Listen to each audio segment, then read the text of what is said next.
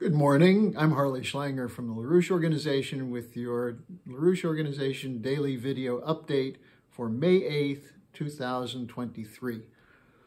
The title for today's update comes from one of my colleagues in our intelligence staff here in Europe, Show of Force or Farce.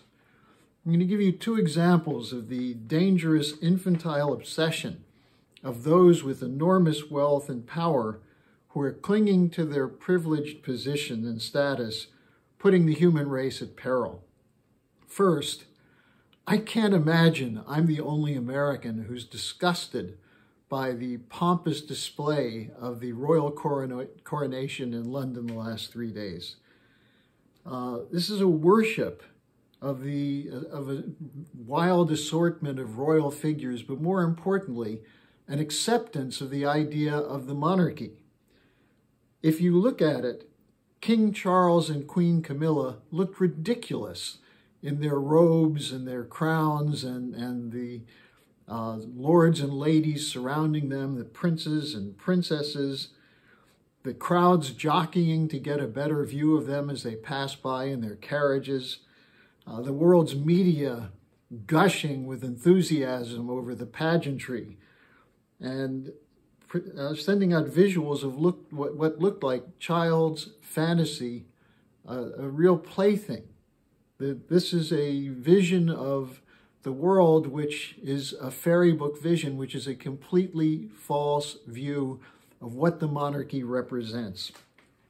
You have a 3-day celebration which cost upwards of $150 million, paid for by the same state which has put people into poverty, losing their homes, shutting down the medical system, strikes, and a growing rebellion among young people against the monarchy. And in fact, with King Charles as the high priest of the green Malthusianism and his commitment to depopulation. Now, meanwhile, while the nation of Britain and the world paused for this heaping dose of middle-age pageantry, the British establishment continued with its regular policies, with its direction as the leading force in the so-called unipolar order in the world, as a driver behind war and economic collapse. Now, let's look at what was going on while people were glued to their television sets. Prior to the coronation, you had Sir Richard Dearlove, the former head of MI6, travel to Kiev to pledge to the Zelensky government continued support for the war against Russia. His message was the same that Boris Johnson delivered back in April 2022. No negotiations. The British will continue to provide arms and make sure the Americans provide arms. He said negotiations are irrelevant. At the same time, Zelensky sent a message to the coronation thanking the British profusely for their leadership in the campaign to destroy Russia. You have Josep Borrell, who's technically not British, but actually as his position at the European Commission as foreign minister, he's been doing nothing but parroting the lines coming from London. He said there's only one peace plan, and that's Zelensky's peace plan, which is that Russia must be defeated. Now, at the same time, you have a top British official traveling to Hong Kong to reaffirm Britain's commitment to the people of Hong Kong. Now, what is that commitment? Remember, Hong Kong was a colony of the British from 1841 to 1997, from the time of the Opium War, in which the British sent warships against the Chinese people to force them to continue to accept opium from the British shipped in from India. And from then, continuing as a money laundering center, typified by the bank Hong Kong Shanghai Banking Corporation, or HSBC, which has been indicted and convicted numerous times and paid huge amounts of fines for drug money laundering. So this is the kind of free enterprise that the British are trying to keep in Hong Kong. And in protest to the Chinese, who have essentially said Hong Kong must not be a money laundering center. Now, one bit of reality in this whole British fantasy and dream world was the letter from Julian Assange to King Charles, inviting him to visit his, quote, kingdom within a kingdom, that is Belmarsh Prison. I won't go through the letter, I'm attaching a link to it, but it's a satirical message of the sort that one might have gotten from Jonathan Swift. And he mocks the claim of British support for democracy and freedom. And it's very poignant, very telling, and I'd urge you to read it. Now, also Brazil's President Lula, who was in London for the coronation, called the imprisonment of Assange, quote, an embarrassment, a crazy thing. The guy is in prison because he exposed wrongdoing. And he ended with an attack on journalism, saying the press doesn't do anything in defense of this journalist. So some reality seeped through. But that's the first example of the show of force or farce coming from the British. Now, the second example is the 2024 election coming up in the United States. The Democratic National Committee have announced they will not sponsor any debates, and they're changing the order of the primaries in order to help their feeble candidate, Joe Biden. Now, the question is why? They claim that they're not going to have debates because it's not legitimate to have a candidate oppose an incumbent president. And much of the media has gone along with that, saying it's never happened before, which is false. In 1980, Ted Kennedy challenged Jimmy Carter. He was unsuccessful, but he ran in a number of primaries and got a lot of delegates. Now, what's the policy of the DNC? Well, they were caught rigging the primary process in 2016 in favor of Hillary Clinton to undermine the candidacy of Bernie Sanders. They did it again for Biden in 2020, and they're preparing to do it again to keep Biden in 2024.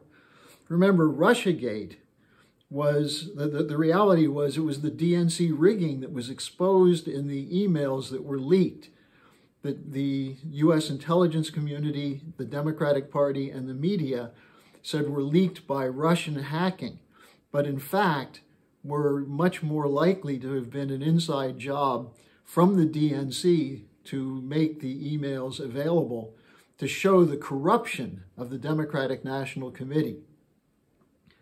And this was done with the full support of the Obama administration. Now, what is it they're afraid of?